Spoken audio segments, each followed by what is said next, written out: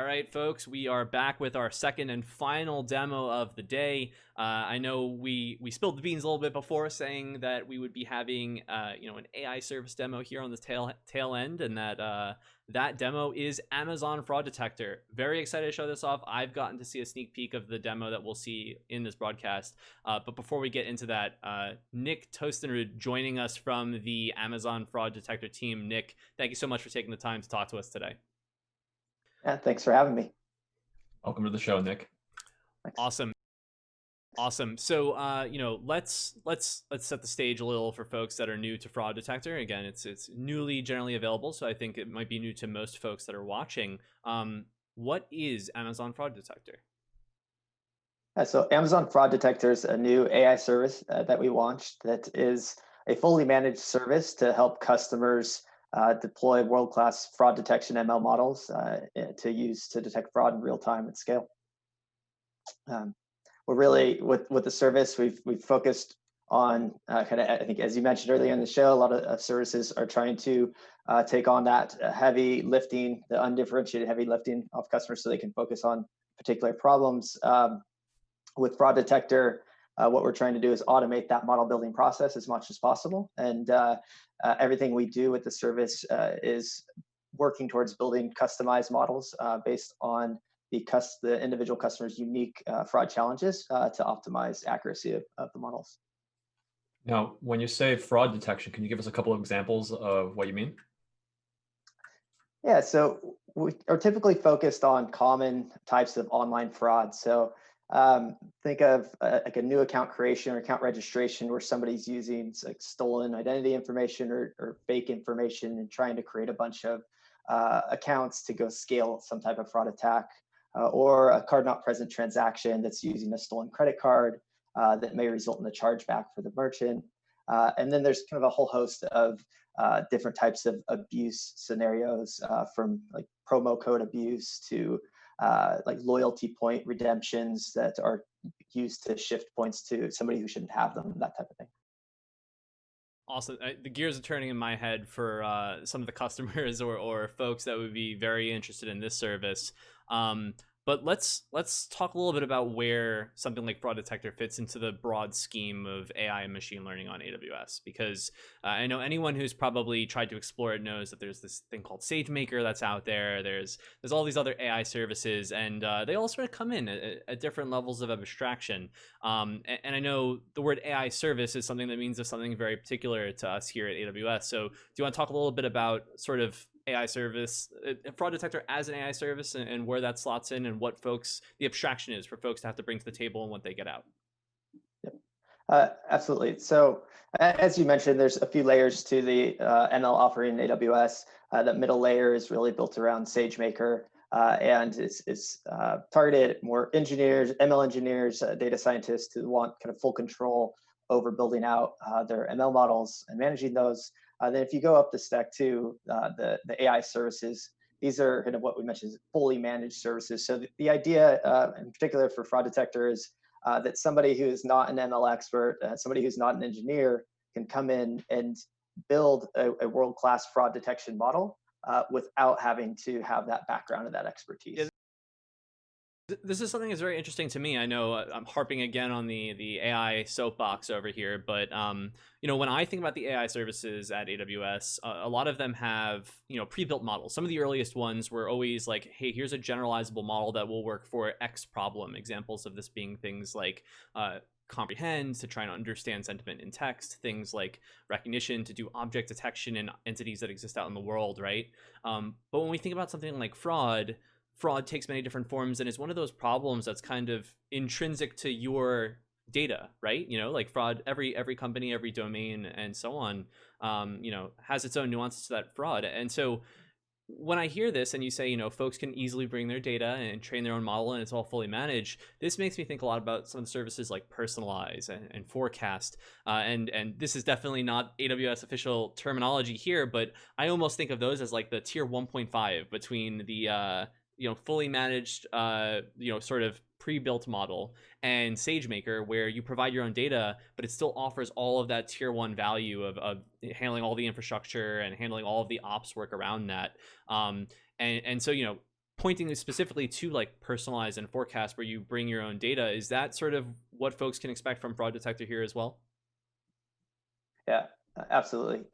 In our experience, fighting fraud across Amazon, all the research we did leading up to this product, um, pointed towards customized models as the best approach to get the results. And so um, what we're really trying to do is optimize model performance, and that has a bunch of benefits in a fraud system and for a fraud team. It helps us scale. It allows you to reduce the noise in terms of the types of events that get alerted that require a human to go investigate.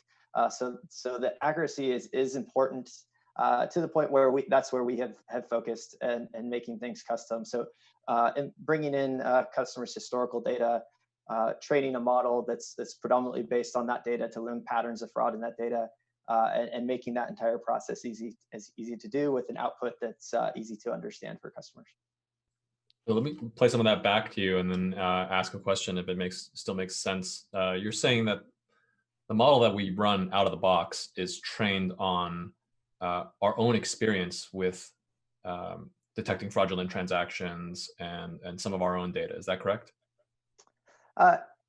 Not quite. So with Fraud Detector, there's not an out of the box model per se. So I would call that a generic model, and that's really what we're trying to avoid. Not avoid, but like I said, in our research, it's not the ideal way to maximize performance and accuracy of fraud detection. So we literally start from scratch with the customer's historical event data to train that model. Now we do some things to enrich that data and transfer some of the learning from fraud patterns we've seen across Amazon, and add some additional data to make the feature engineering process a little more sophisticated. But it all does start with the customer's data, and there's not an out of the box like generic model, so to speak, that we build from.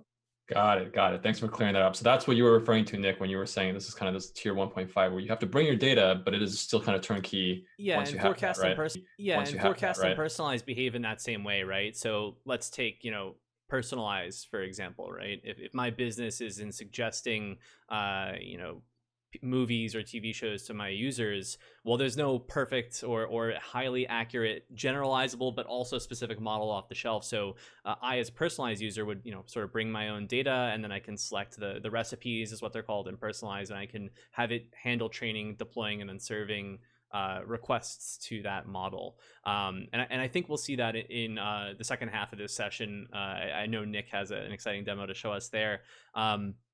But again, stage setting just a little bit before we go deeper on some of the semantics here in Fraud Detector. Fraud, obviously, I think the first thing folks think of is lost revenue or lost money. Nick, you pointed to merchant fees and so on. But when I think about fraud, even at just like a personal level, there's so many other forms of damage that occur, right? There's the frustration of having to just deal with this. So there's the poor experience for the company, the poor experience for the the credit card company. There could be the poor experience for the end user. There's lots of other things too, like damage to your brand, right? You want to be able to stop fraud sort of at the root. And I think you hinted earlier that, or directly said that we've had to handle fraud for a very long time here at Amazon.com. So can you talk a little bit about that story? Because I'd imagine there's some sort of link between how we started handling fraud and how a service like Fraud Detector becomes available today. Yes, absolutely. We've been battling fraud across. Absolutely, we've been battling fraud across a couple decades for a couple decades now. The Amazon Fraud Detector service is actually built out by the same team builds the fraud systems and fraud detection ML models that protect AWS from various types of. We've really taken that experience, the research over the experience building out the experience building out the systems, tried to build that into the product, in a way that gives access to these techniques to fraud teams that might not have build them on their own, the resources to build them on their own. And stepping back a little bit, similar to I think the story earlier in the show, had customers asking us, if there's anything AWS could do to help them get better. And that caused us to kind of look internally and say, we've actually been doing this quite a long time. We've developed some strategies around thinking about detection throughout an account lifecycle versus kind of bringing that to the front door, bringing that to the front, like true prevention, stopping that bad actor from even stopping that bad actor from damage, and then causing other types of containment, other types of containment remediation strategies, like remediation strategies. Through that journey, through that and all that research, and all that really zeroed in on what I call zeroed in on ML, what I call approach to fraud detection. Like we found fraud detection over the years, centering our approach around ML, scale everything much better, detection, move that closer to detection, true prevention, the front door, detect those bad actors before they really get into the systems and get into the systems and have a huge blast radius with their actions. And so as we went through the working backwards process, it led us down the direction of leveraging all that experience of building this aspect of the ML detection system. Yeah, you mentioned that making the decision to use ML as sort of the core logic engine of how you would detect fraud was a significant improvement. What is the alternative here? Am I imagining a set of like nested if statements that just end up as a logic tree that say like yes, no? Like what is the alternative previous to ML where an algorithm can actually perform that learning? Yeah, I think it's fairly typical to start out with some, a small set of business rules or logic rules that say, and if you've seen like these IPs before, these email domains before, then do something kind of harsh, block it or investigate it. And then over time, that small group of rules kind of grows into a more complex set of rule sets that have a lot of legacy information. So you get a little tentative about changing it because you don't know what will happen. You don't know why this rule was put there in the first place. And then at the same time, because that can sometimes grow organically, those get tied into the code.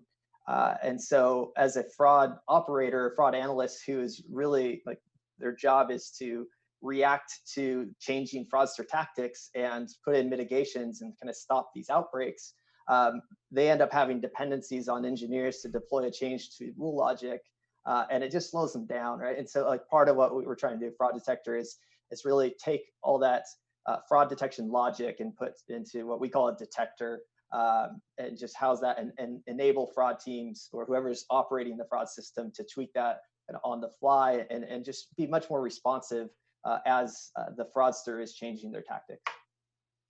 So one thing I'm wondering is, I know how to write if-else statements and and define a series of rules that checks for things like IP address or problematic domains or what have you. But what does the developer experience look like now that you're talking about this ML-driven model? Yeah, so I can walk you through the experience here, and then I can demo it as well in a little bit.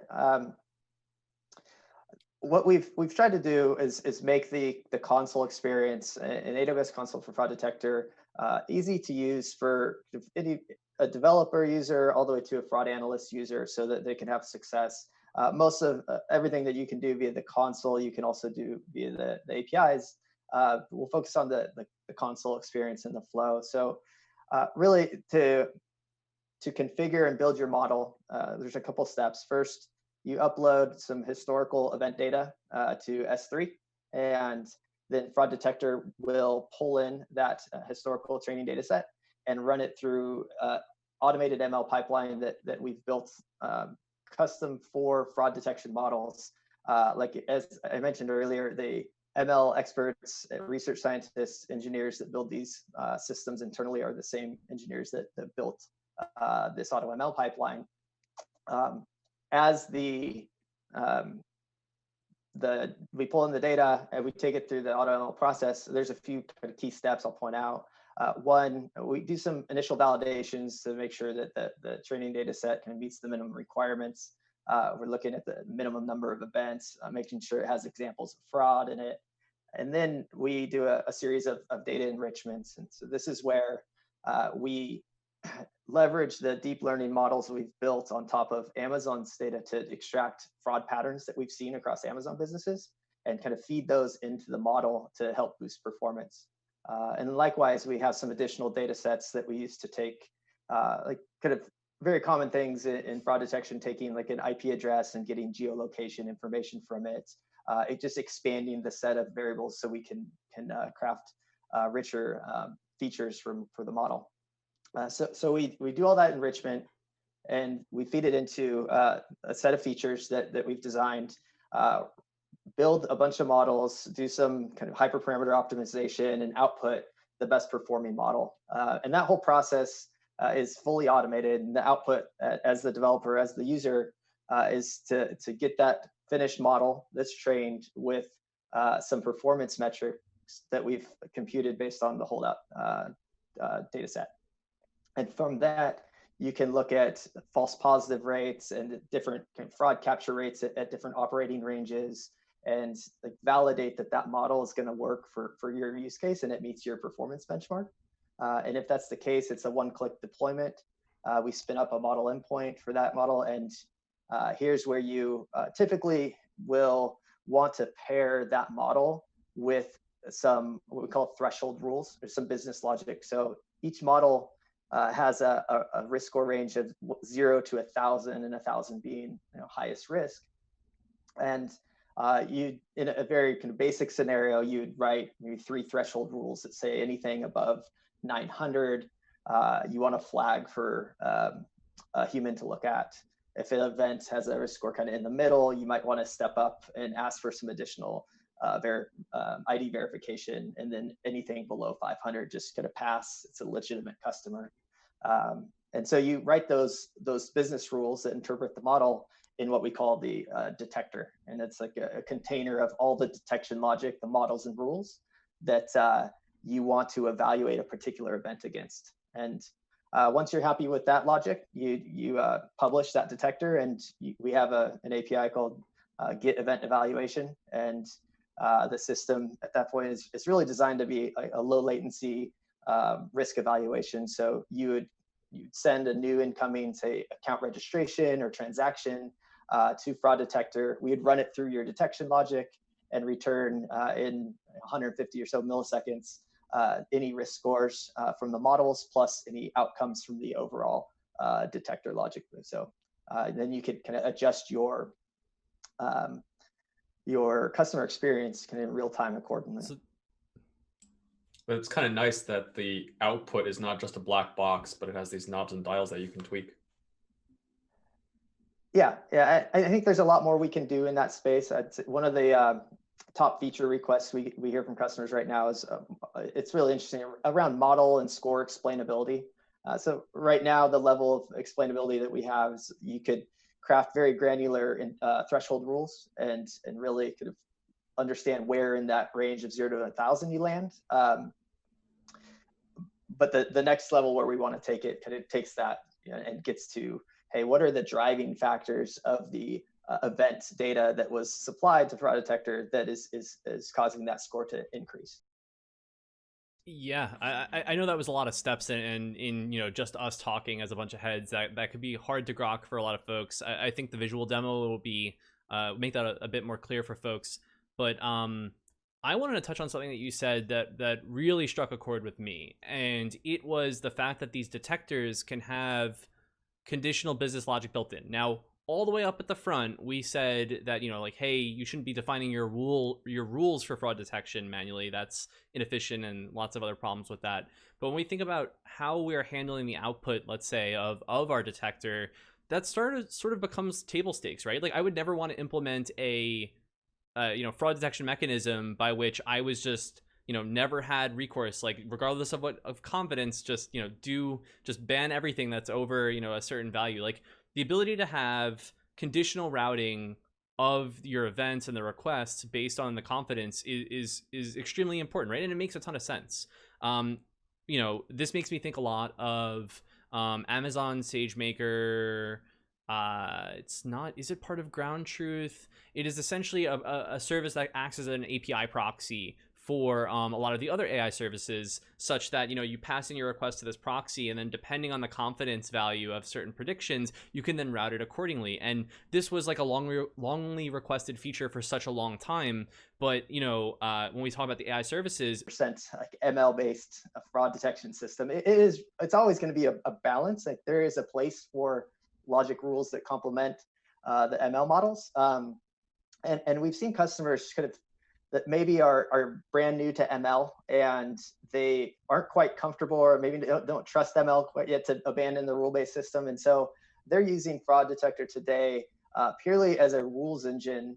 And they're building out that same kind of rule logic, but they have a flexible interface that they can manage it. They can tweak it on the fly, publish new detectors.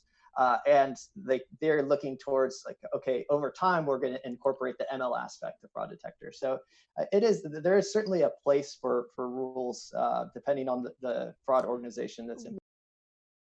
One thing I was going to say is that, detecting fraud is a hard problem, and machine learning makes it much easier to generate accurate rules that do that.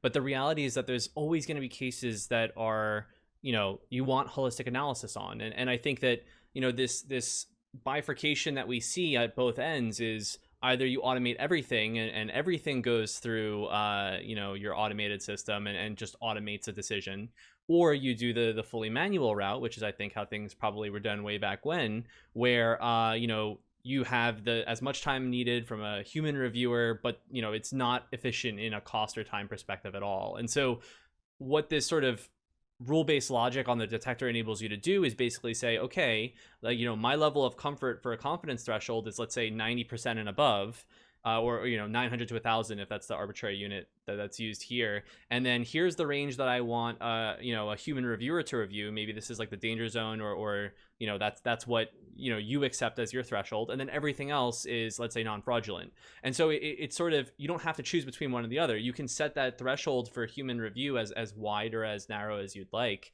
and otherwise you get to automate the rest. So it's a bit of a have your cake and eat it too.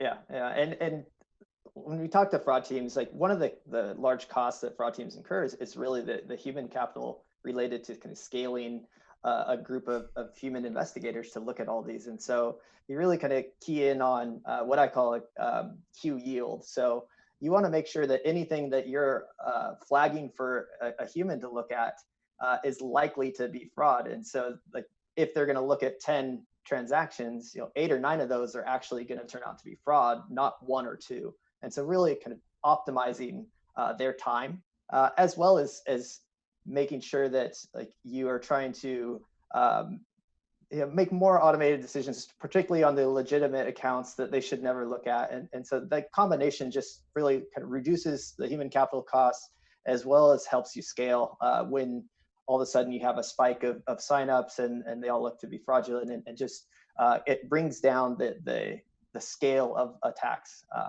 with the model.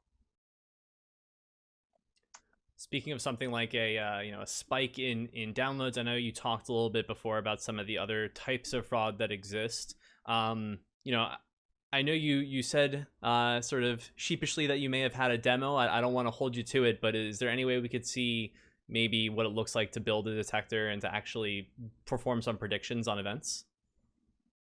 Yeah, let's do it. I'll share my screen here.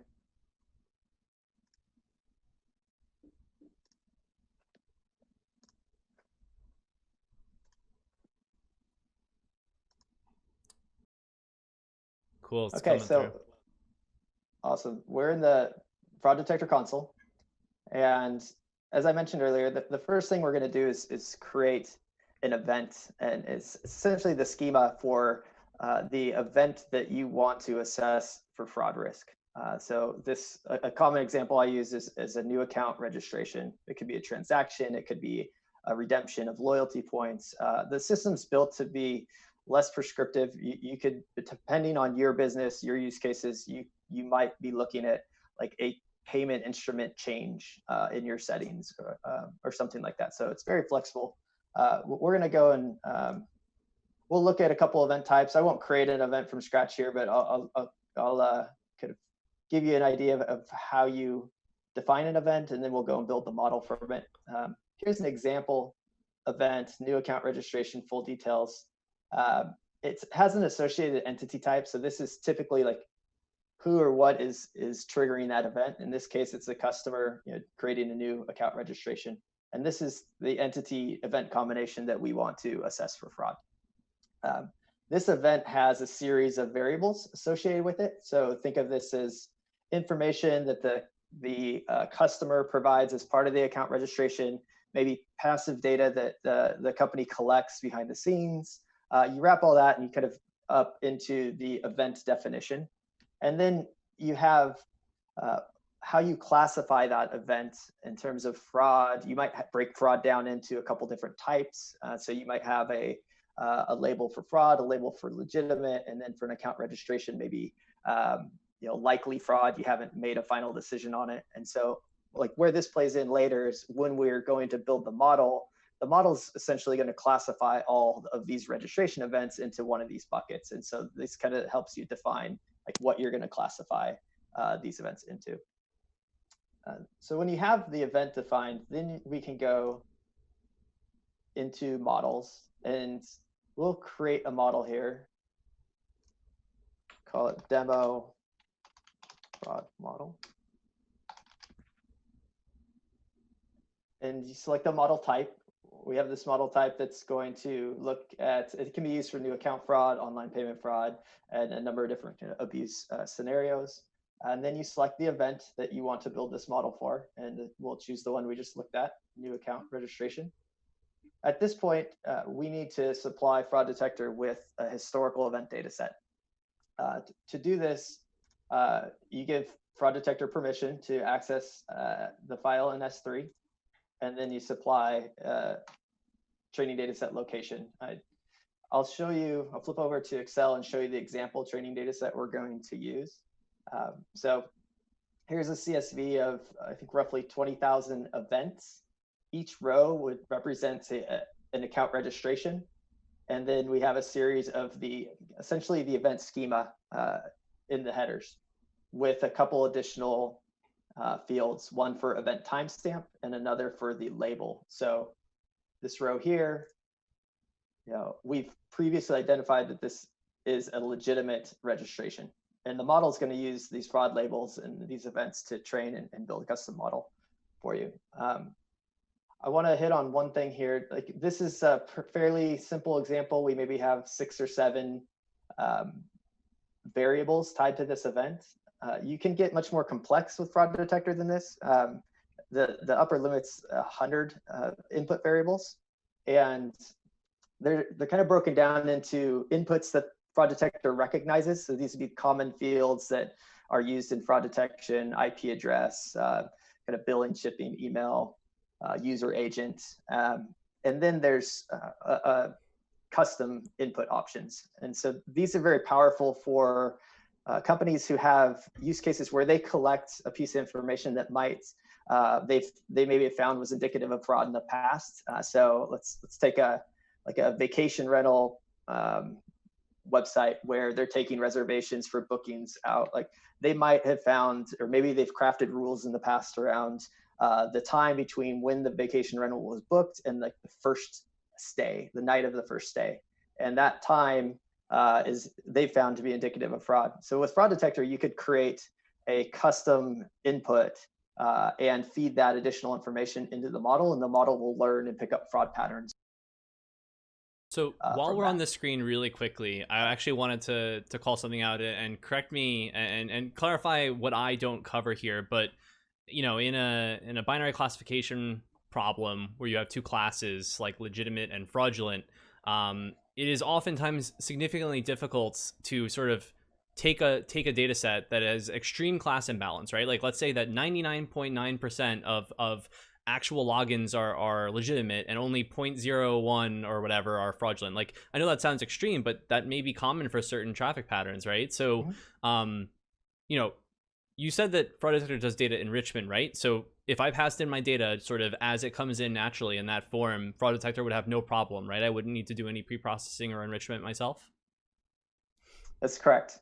So as part of the AutoML process, what we're doing is, well, first of all, I should say we recommend making sure your data set is matured in the sense that you're confident in your labels. So typically that could be a couple days to up to a couple months lag before you really have confidence in your labels. So you do want a mature data set to start with, but let's say you supply Fraud Detector with 6 months worth of events, and you have just a very few examples of fraud there. What Fraud Detector will do is, depending on the shape of that data set, and look at the timestamps and the ratios, and try different sampling techniques as part of the AutoML pipeline, based on the research that we've done, to make sure that we split up that data in a way that's going to lead to a successful model that performs. And so it's not kind of a one-size-fits-all sampling approach. It's very much dynamic and built into that. So we don't recommend that you provide a sample. Like, we recommend you provide the realistic balance between fraud and legit, and you don't have to do that type of pre-processing. Awesome. Yeah, sorry, I derailed you a bit, but so yeah, we've got this comprehensive data set of, I think, was it 20,000 user login events that are labeled, right? So how are we going to ingest this into, oh, well, there you go. You're beating me to it. Yeah, so we I already put it into S3, and now we're just referencing that data set in S3. We'll go to the next step. And so what we've done on this step is pull in the headers from that file. And you have a chance to exclude some of the data if you'd like. If you want to maybe build a model on a subset of attributes, maybe you're playing around with, hey, what's the minimum amount of data I could send over to Fraud Detector? You could really focus in on maybe 2 elements. IP address, email address tend to be very powerful and for fraud use cases. So the minimum requirement here is that we have at least 2 variables that are associated with that event to train a model, in addition to timestamp and the label. So we'll just include all of the data from the file. We will set the classification based on the labels we've predefined.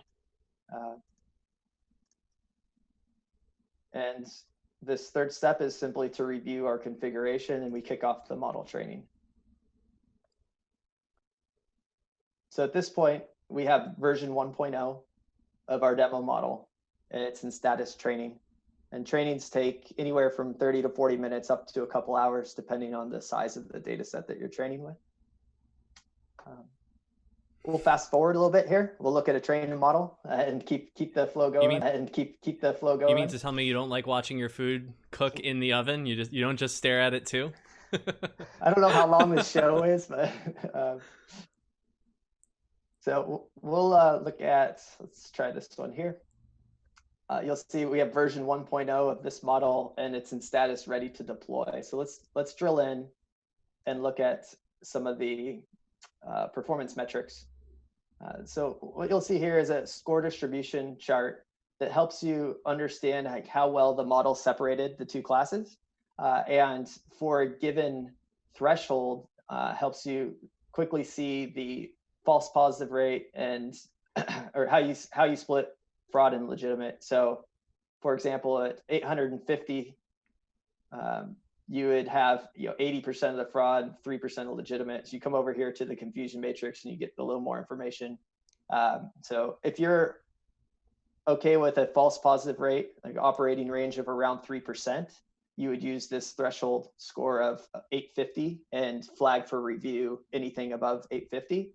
And if you did that based on the holdout data set that we kind of did the blind testing against as part of the model building process, you would capture 80% of fraud. And so the idea here is that the users can come in and get comfortable with like how well this model is expected to perform, and then really zero in on what their threshold scores would be based on the operating range that they're interested in using it at. And I think the key thing around the operating range is it really depends on the action that they are intending to take. Like if they're taking a more severe action, they probably want a false positive rate to be in the, let's say, 1% range. But if they're really just queuing things up for investigation, like they may be okay with a 10% false positive rate. And so it really depends on the business. So we don't, as Fraud Detector, we don't define what that threshold should be, and we're really not in the business of making that decision for customers. It's really their decision. You know, Nick, on some of those talent shows they have on TV, right? You got the panel of judges, and then maybe there's like the golden buzzer or something when, you know, like you're blown away. I know maybe this is pretty common to you, but like I would have smashed the golden buzzer here when I saw this, you know, model performance visualization suite here, because, you know, I know you said, hey, AWS isn't the business of telling you what you should be comfortable with the respect to the threshold of fraud, but there is sort of this gap that I would wish where, you know, maybe there's a lot of work to be done on some of the other services that Fraud Detector does very, very well here, which is interpretation of the results of your model, right? Like you can see exactly like, okay, I could, you know, visualize in Python, you know, some like the confusion matrix over there. But if I am not a machine learning engineer, I have to teach myself what a confusion matrix is, how to write the code to visualize it, and then how to make sense of it, right? Like right here in the console, when we talk about AI services truly being able to be applicable to people that may not even be developers or machine learning engineers, I think this is like one of the gold standards of being able to do that, because it's not just about deploying the model and serving events and inferences.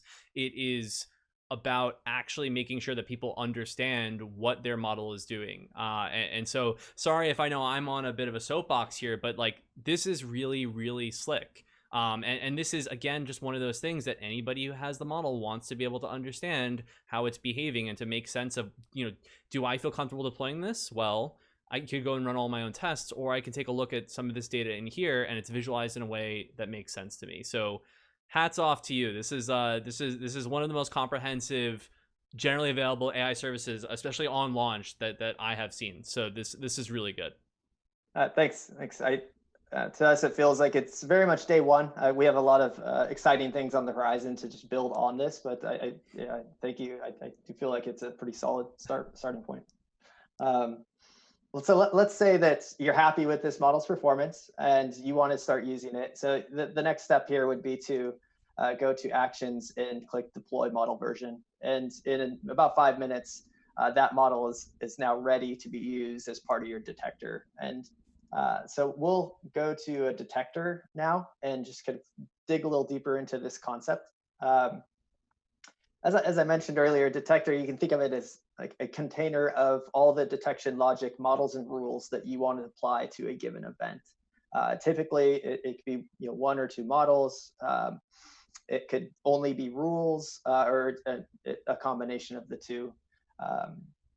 I'll show an existing model, and we can dig deeper from there. So here's a new account, sorry, an existing detector, and dig deeper from there. Here's a new account fraud detector. We have a couple versions. Each version has a status. There can be 1 active detector at any given time. And this is the one that's when you send a new event to the API, like we will use the active detector by default. And I want to point this out because it's, at least internally, it's a valuable feature in the sense that this empowers a fraud operator, a fraud analyst, to make tweaks to their detection logic without making a code change. And so they really just have to manage which version of their detector is the active detector. And they don't have to go adjust the call being made and specify a different version. So we tried to think about ways to empower that fraud operator more and reduce the dependency on other teams. We'll go into version 2, and you'll see that we have a tab for models and rules. We'll see in this detector version, we have 1 model. It's the registration fraud model, and it's active. And then we have a fairly simple set of threshold rules, a low risk, medium risk, and high risk threshold rule. And then they have corresponding expressions. So when the score of that model is less than 700, output a low risk pass outcome. And similarly, a review outcome and a verify customer outcome. So what the rules engine does as it's interpreting the model output, it'll run through these rules. There's a couple different ways you can set this up. It could, in this case, it makes sense to evaluate them, you know, sequentially. They're not overlapping rules, so you only always have 1 outcome. But in more complex scenarios, you might want to run through the rules engine or the rule set in a sequential priority order and kind of cut out after the first highest priority rule that matched. Or you might want to evaluate every rule in the entire rule set. And so there's settings in a detector that let you kind of flip between So a couple I have a different really quick modes. question while we're here, because it ties into some of the conversation that's going on in Twitch chat, actually, from Techie Stories and Neo Shadow. So we had an answer in chat around the pricing for Fraud Detector, and there's three parts to my understanding. There is the training hours, the model hosting hours, and fraud predictions. So one thing that's very interesting that you just showed us or mentioned was, maybe you want to intelligently sort of arrange your rules, let's say, to determine how many of those rule sets or those rule checks have to happen to commit the fraud detection. So I'd imagine in a world where I have to do 3 rule checks on an event versus 1, that maybe the rule where I run or the event where I run through 3 rule checks would be more expensive. Is that the case? How does that third element, the pricing on that third element run? So it's a per prediction price, and the prediction is at the detector level. So if you had a rule set in your detector that had 100 rules, and you were in that mode that we call all matched, and it's evaluating every one of them, and they all evaluated to true, that's still like one prediction. There's other things you could do to kind of optimize costs and stagger different detectors in a flow. So let's say you wanted to weed out some really obvious, bad events based on like a list of what we call a negative table, or like a block list of IP addresses. Like you could have a rule set based detector running through every event through that first, weeding it down to a subset that then you run the ML model through. Because that would be one way to take advantage. Like a rule only detector, the prediction price is slightly less than the ML based detector. So there's things you could do to optimize costs, but in general, like one prediction runs it through everything that is in that detector container. Awesome. So let's say we have our model and our rules configured as we like them. You can come into the console here and run a quick test. We'll just add some dummy information.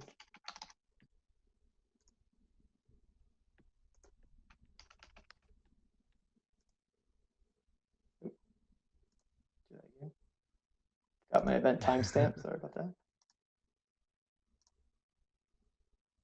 And so that just hits the get event prediction API using the models and rule logic. The outcome is review with a corresponding model score of 769. And you'll find if you come into here, that would match the logic we have in place. And then if you were confident that you had the logic right and you wanted to start using this in production, you would come up here to actions, hit publish, and that would make this version of your detector the active version. And at that point, you could start sending new events. So I'm going to flip over here to a notebook where we have the get event prediction API call. We're going to call this new account fraud detector with a unique event ID and some values for email address, IP address. We'll send that. And then you'll see here in the response, you get the information that corresponds to the outcome. So you'll see that we used this particular model and the score was 933.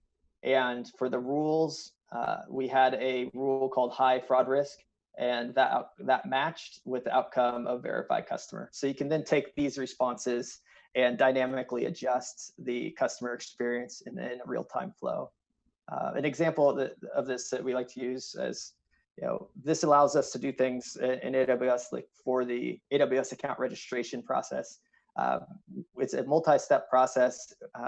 With the information that we gather in the first step or two, we can run it through a similar model, get back a real-time score and outcome like this, and then tweak step 3 and 4 based on risk. So we might reduce the amount of verification options or increase the amount of verification options based on risk. And that enables us to, really the goal here is to reduce the friction for the trusted, the legitimate users, so that they have a more seamless experience through like a risk-based dynamic flow like that. And I'll just wrap the demo up here. There's one more piece that I want to show off. Say you've been sending events in for prediction for a while. You can come into search past predictions, and you can drill down and audit the detection logic for a given event. So we'll take one of these test events that we did through the console. You can come in and see the kind of metadata about the detector and the event, the exact like raw values from the event that fraud detector received, any models and rules that were applied, how they evaluated and their corresponding results. And then you can drill down one level further. And one thing I think is interesting here, this expression doesn't really do it justice, but in fraud, if sometimes you end up with some complex rules, as we talked about earlier, and understanding how that rule actually got executed with the values that were received for a particular event can be a bit of a challenge. So you could come into here, look at the original expression and then the expression with all the values plugged in to really kind of deep dive into how a particular like rule outcome was arrived at. I think that wraps it up for the demo. Very cool. Let me see. I'm just following in chat, seeing if there are any questions in here. Don't see any, chat. If you have any questions for Nick, try to get those in. I guess I have a question myself, and we don't have to end on this, but you know, if folks are trying to get started with fraud detector, I'm like asking the question that what you have on screen answers, but you know, this is the product page, right? What can users do here? Yeah, so glad you asked. I think that probably the most valuable resource here, first of all, you can get a summary of the service, look at some of our customer references. But the place I'd like to call out here is the additional resources. This is points to a few of the blog posts that the team has written about how to implement fraud detector, how to evaluate model performance. There's a couple videos of past tech talks, but also links to the user guide that has sample data sets and like a get started walkthrough that you could kind of go through that fairly similar demo to what I gave on your own, as well as a link to our sample notebooks that contain a training data set profiler to help you understand the shape of your training data set, make sure that it's going to work well with fraud detector, as well as like an API exploration notebook as well. So yeah, I think that's probably the best place to start with fraud detector. The great part of it being generally available is you can go try it out today. There's a free trial that's 2 months long. And yeah, we're super excited and just really looking forward to continue to get voice of the customer feedback on and improving the service. It's wonderful. I'm getting teased by Twitch chat now because we've had some folks from the fraud detector team in chat being so diligent about answering the questions too quickly, and I've been too nice and not wanting to interrupt you, Nick, so I apologize, but there have been a lot of questions, but they have also so gracefully been answered in chat. So thank you to all the fraud detector teammates that are out there helping with that. But yeah, you know, like you said, Nick, if you're interested in fraud detector, I'm quite glad to see that the product page here, and we'll throw a link in chat, but it has everything you really need to get started. More information through the blogs, tech talks to sort of understand a little bit more of you know, how it'll work. But you know, even code samples, all available there with a Jupyter notebook. You can make those calls using the AWS SDK to hit the fraud detector events, to start your training your own detector. So really a one-stop shop for anyone who was impressed or interested in the demo that you showed us today. Awesome. Rob, anything else before we give Nick the boot here? Yeah, well, first off, I just think it was a really good demo. I'm still kind of thinking through the different use cases where we can apply this, but this is all really good stuff. I think there's an interesting theme that these two demos have formed, which is that it's really showing what you know, it was a while ago when we kind of announced the way that we think about the different ML and AI services, and there's a lot there, but I think we're really coming to see the maturity of some of these AI services and what they can accomplish. With both these demos, we're really just the theme that stands out to me is just how deep they go into these specific domains where there's hard problems that would have taken a tremendous amount of time to solve. Yeah, I harped on at the beginning around sort of the emergence of this almost like tier 1.5 classification for some of these AI services, and you know, the more I think about them, the more those are the services that, you know, or sorry, those are the services that tackle problems that we've faced at Amazon for you know, Nick, you said decades in the case of fraud detection, but you know, when I point to some of the other ones like personalization, you know, we've been trying to personalize recommendations for vending books way back in the day, and since then a lot of other things as well. Forecast, you know, being able to perform time series forecasting on things like how much inventory should I stock, or how much energy will I use, and so on. And now something that we have faced since literally day one, detecting fraud.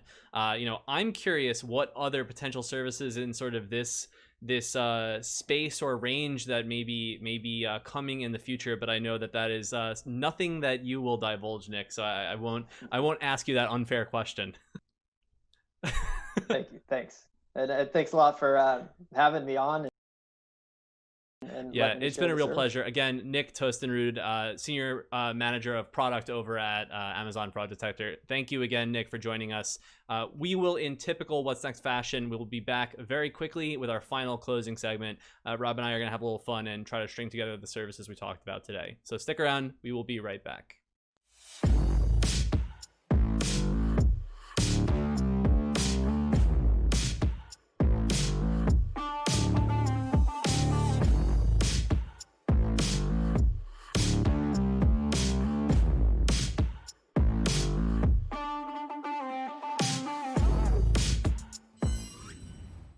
All right, all smiles here at the tail end of episode 9 here at AWS What's Next. Man, Rob, you know, you said in the beginning we are back for the 9th episode, and that's it's quite a lot for me to imagine. Maybe we'll pop some champagne or throw some confetti at episode 10, but we still got to make it there. So let's recap. We saw 2 demos today. We talked about some exciting new launches. Where should we start here? Yeah, well, I just think the theme, like I said on a couple minutes ago, this theme seems to be what kind of end value you can deliver, deep end value when you assemble some of these AI and ML services. That's the theme that I detect. Yeah.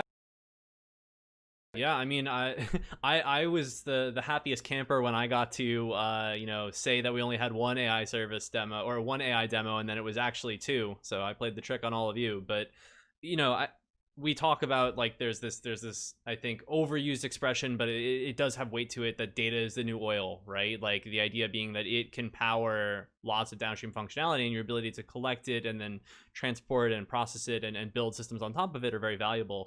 And machine learning in many ways is sort of that engine that allows you to drive insights from that data. So you know, we talked about 2 demos today. We saw first contact lens for Connect, and so when we think about the data involved there, that's an age-old problem, right? We have audio data. We have folks, let's say in the very base scenario, talking face-to-face to one another, right? And then, you know, we have call centers and folks calling in, and there's a lot of heavy lifting that Connect as a service does to make that easier.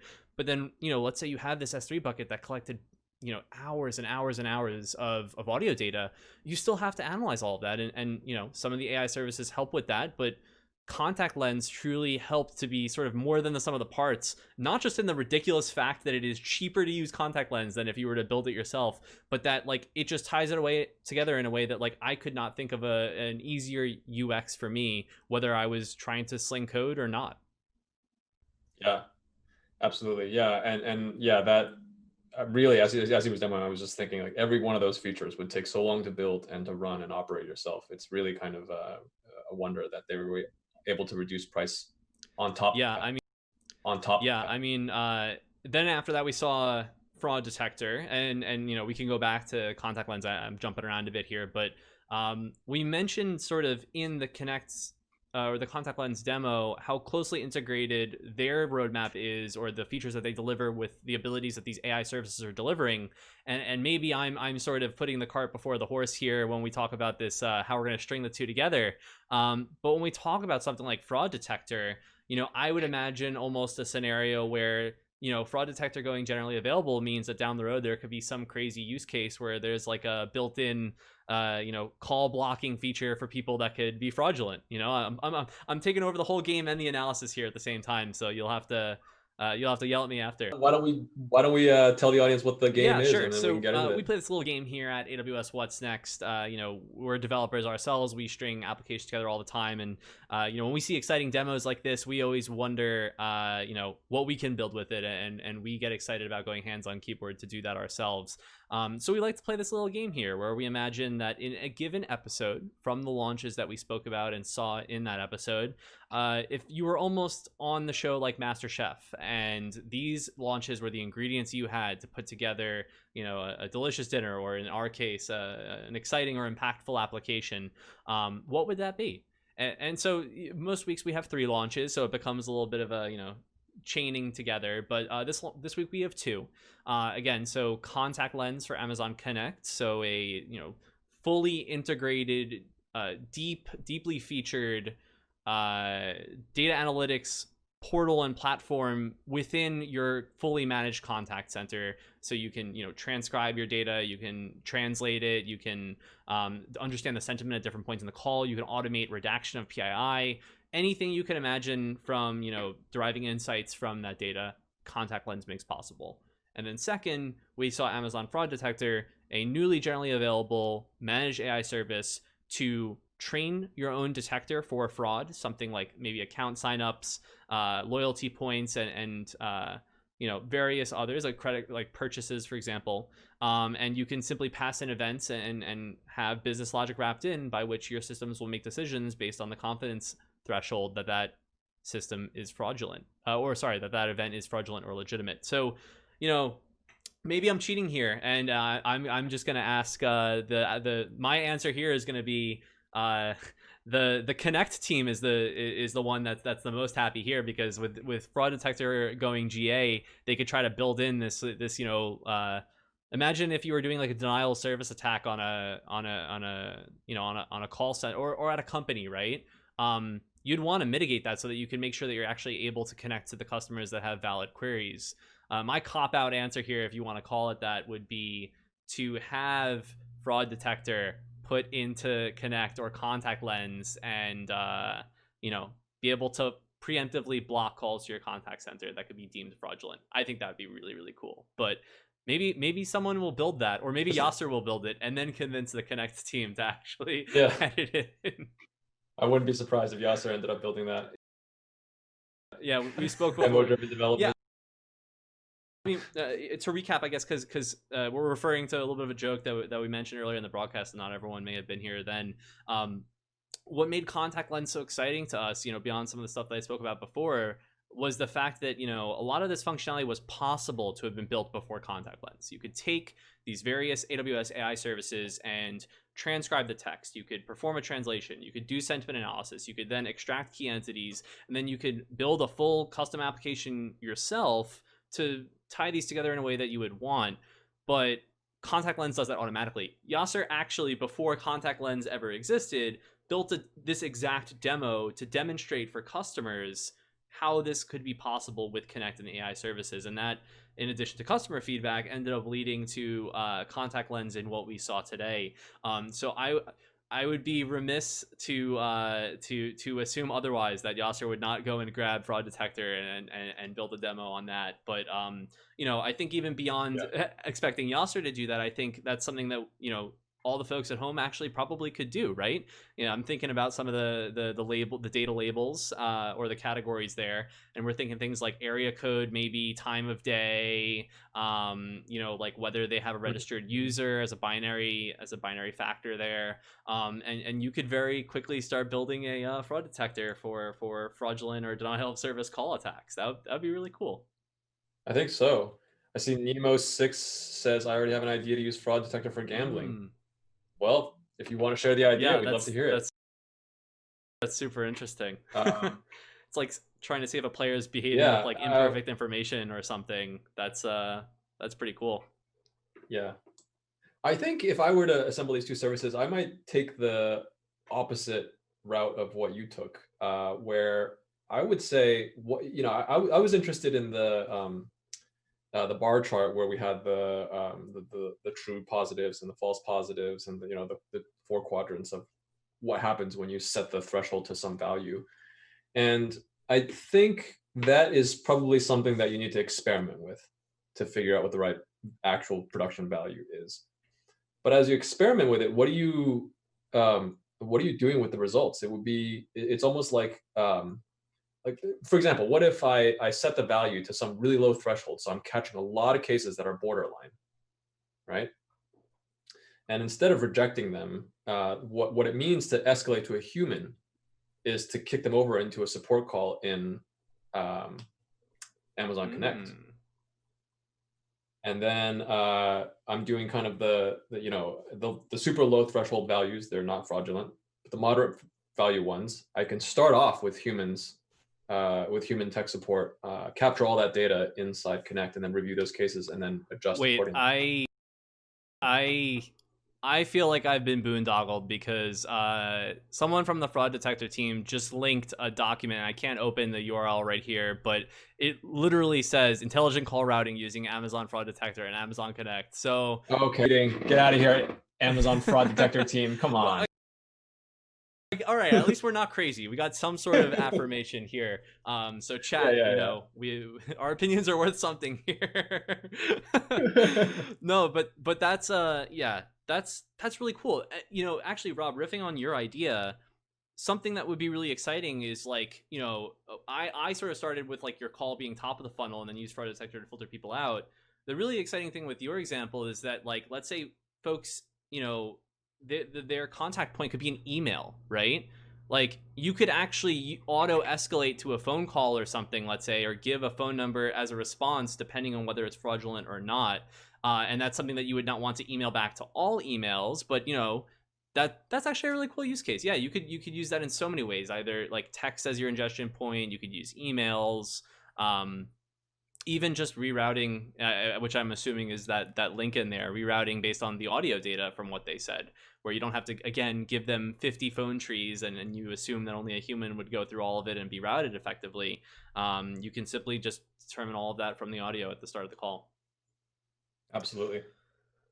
Yeah, well, good to see that we're not the only ones to see that this is a good pair. Yeah, means we're not 2.5 hours right? of streaming. Means we're Two not and too a far half off base, hours right? of streaming, and we still got it. We're right on the money. At least I think so. So, cool. Well, a shorter episode than usual. 2 launches instead of 3, but we can't reveal what's coming up in the next episode or 2, but some very exciting stuff. And feel a little passe saying that because I say all the time I'm excited about the launches, and I hope some of the audience members are too. But we've had various sessions so far where it's like, this has been the biggest episode of AWS What's Next yet, and hard to say that for sure, but the only way you'll be able to find out in the audience is if you tune back in.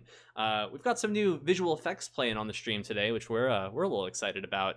To keep up to date with us here at What's Next, you can follow myself and Rob on Twitter. We try to tweet out whenever we're going live, but we're on a bi-weekly cadence, so every 2 weeks. Same time, same place, twitch.tv/AWS. You should be able to see that in the social banner, or you're here watching already. We are on LinkedIn Live as well, so if you're tuning in from that platform, hello and welcome. And then also VODs will be available. I know this is a question that comes up a lot in chat. Folks are wondering if they can rewatch this at their leisure. Maybe they came in midway through. Those VODs, those on-demand videos will be available here at Twitch, as well as on YouTube at some point, but I don't know, when exactly they'll come around. But Rob, for folks where, watching a video may not be their cup of tea, or they're interested in listening along, I think we have another place to direct to those people. Yeah, that's right. We are apparently available as a podcast as well on every major podcast platform that people.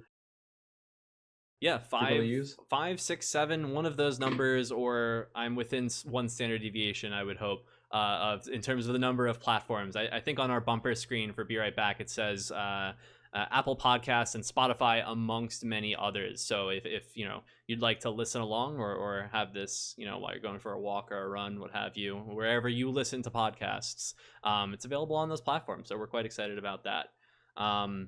And if you are listening to this on the podcast, we'd love to hear from you, because I'm interested in knowing how we can improve the show. I know there are a lot of visual elements, but if this is the primary way that you consume the show, let us know and let us know how we Yeah, can make it better. we emphasize the live aspect here, and especially with the video component, but that doesn't mean that when we're going to release this as our future episodes on podcasts, that we can't make changes, chop it up, and make it as pleasurable of an experience as possible. Let us know if you only want to hear the speaking part and chop out all the demo, or any crazy ideas. We're receptive to that. So Let us know if you want us to redact PII. That would be a really interesting run an entire show where we run it through Connect and we redact all people's names the entire time. The whole thing. I wonder what it would think though of the sentiment. Oh man, we'll we have got to to reach out see. to Yasser. Some homework on our side. Yeah. But even if you are not watching the show on the podcast, or sorry, listening to the show on the podcast, it'd be difficult to watch a podcast. We would also love to hear from you. So things you enjoy, things you didn't enjoy. We want to hear it all. We want to make a better show for you, the folks at home. All right, I think I'm running out of steam here. I guess before we close, I also wanted to give a big thank you not only to both of our guests, Yasser and Nick, but also a lot of the service team members that were hanging out in chat. I know at the top of the broadcast, we said that we want to be able to get you hands-on with these newly launched features and services, and there's outside of showing you the demo and actually, getting you hands on keyboard with it, we think that interacting with the service team is a unique opportunity we have here on this platform. So I know many of those questions did not come up verbally today, but that's only because of the great work that some of the service teams did. So, thank you again to all those folks, and thank you again to all the questions. Like, we really, really do appreciate them, and we are always happy to surface those. So, please don't stop that anytime soon. Yeah. All right. Well, Nick, what's the air date for the next episode? The handy dandy calendar real quick. So if we are 2 weeks from today, that would be August 21st. So August 21st, again, a Friday, same time. I believe that's, what is this, noon Pacific, 3 p.m. Eastern start time. Whatever the time is that we started today, but it will also be in the materials that we push out on our social platforms. We'll get the links to those in chat. You can see our Twitter handles on the screen as well. But, with that being said, thank you again. This here is closing out episode 9 of AWS What's Next. It's been a pleasure to have all of you along for the ride. I know Rob and I have a lot of fun doing this, and we try to, add a little flair to each episode as we go along, make the show better. So we're happy to have you all along for that growing experience and for that ride. So again, appreciate all the feedback, and we will see you back in 2 weeks here on the 21st. Take it easy, everyone. See you again, Have a good everyone. weekend.